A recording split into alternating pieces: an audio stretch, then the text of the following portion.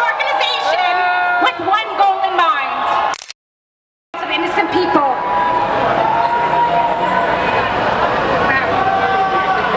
Holy cow. You got this. Let us send a clear message today. Darkness will never extinguish the light. Evil will never defeat good. And we will never abandon Israel.